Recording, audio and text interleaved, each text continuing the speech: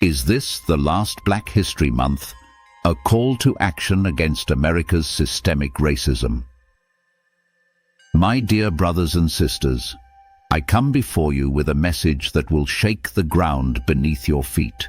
They tell us that this month might be the last Black History Month we ever see. Our dear President Donald J. Trump has made it plain. He wants to silence our story. He wants to snatch away our month of remembrance like it's his to take. But we will not stand by as our history is snuffed out. We have endured centuries of torment from the plantations to the present day, and we must shine a bright light on these injustices to prevent them from erasing us. From emancipation to black codes, chains by another name. Oh, they say slavery ended in 1865. But did it really end? Our ancestors found themselves out of bondage, only to be greeted by black codes, the newly minted shackles designed to keep them in the fields. If you were black and you weren't employed in some approved job, you were labeled a vagrant. They hustled you right back into labor. No pay, no freedom, no future. This was the so-called freedom they offered us. Obey or rot in jail. Our people were locked into poverty, while the plantation class smirked and counted their profits. This is not ancient history. It is the foundation of the oppression we see today. But my dear family, that was only the beginning. Let us move forward through the pages of our story, a story they would rather burn, into the era of Jim Crow. Jim Crow legalized terror in the American South. Jim Crow, the ultimate mockery of everything this country claims to stand for.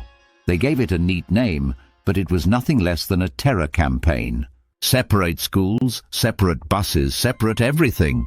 And you'd better not step out of line, or you'd face the wrath of the lynch mob or the men in blue turning dogs on you. They wanted us to stay quiet, to look down at our feet, to never assert our dignity as men and women. Voting was a crime if you had skin like ours. They found 1,000 ways to keep us away from the ballot box. Literacy tests, poll taxes, intimidation. So understand me, they have been working at this from day one. Laws alone didn't kill Jim Crow. It was our blood, our tears, our relentless pushback that forced them to pretend to change. Yet the stench of that era still reeks in our society. But if they couldn't keep us in the fields and away from the ballot box outright, they'd find another way, another twisted method to lock us out of wealth and progress. Redlining, stealing the keys to generational wealth. Behold redlining, my brothers and sisters, the legalized scheme to cut the black community out of the American dream of home ownership. In the 1930s, banks and the government drew lines around our neighborhoods, red lines, declaring them high risk. Didn't matter if you worked 3 jobs and saved every penny. If you lived in those red zones, you didn't get the mortgage, you didn't get the insurance. So while white folks got homes with lawns and government-backed loans, our people were boxed in. Don't you see how they systematically built that generational wealth gap? That gap still stands today. According to the Brookings Institution, the net worth of a typical white family is nearly 10 times that of a black family. 10 times.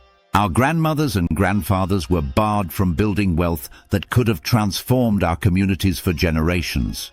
And just when we think we've carved out a space for ourselves, after all that toil, all that sacrifice, along comes gentrification. Gentrification, a new name for an old displacement. They call it urban renewal, but for us, it's the same old displacement. Our neighborhoods, once redlined and abandoned, are suddenly hot investments. Developers come rolling in, property taxes skyrocket, rent climbs so high you'd need wings just to catch a break.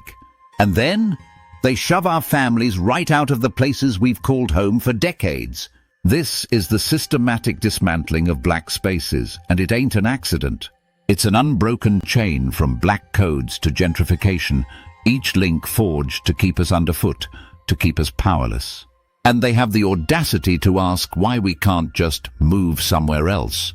Where exactly are we supposed to go? But here's the real question.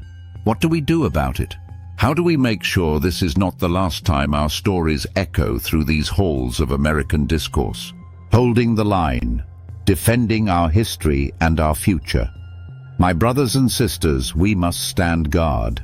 They are banning books, denying the truth of slavery and segregation, and now they want to cancel Black History Month altogether. That's their next move: erase our contributions, our leaders, our struggles from the national memory. But you have power. Use your voice in your city councils, in your schools, in your workplaces. We must challenge every local official who tries to sanitize or eliminate Black history from the curriculum. We must support Black businesses, pour our resources into our own communities. We must build, educate and fortify ourselves in the face of those who'd see us remain perpetual victims, refusing to be raised. Concrete actions. Vote, vote, vote. 1. Never let them intimidate you away from the polls. Local, state and national elections matter. 2. Learn the data. From the Federal Housing Administration's redlining maps to the wealth gap statistics. Know them, share them, and challenge anyone who dares to downplay the facts. Community investment. Spend your money where it makes a difference in the lives of Black folks. Partner with local activists fighting gentrification. Speak out. Flood social media, city halls and school boards. We must become unignorable. We stand on the shoulders of those who refuse to bend to Black codes, who marched against Jim Crow, who fought back when the banks tried to keep us out of home ownership. We must keep that spirit alive, or we will repeat the cycle of oppression they're so eager to continue. Family, they are testing our resolve. They want to see if we will let them steal our history, our very identity. If this truly were the last Black History Month, how would you fight to preserve the legacy of your ancestors? We cannot wait for permission to speak our truths. We must stand, united and unyielding. If you feel the fire in your spirit, like this video, subscribe to Baldy's Thoughts and share this message wide. Let them know we are awake, we are watching, and we will never be silent. Not now, not ever.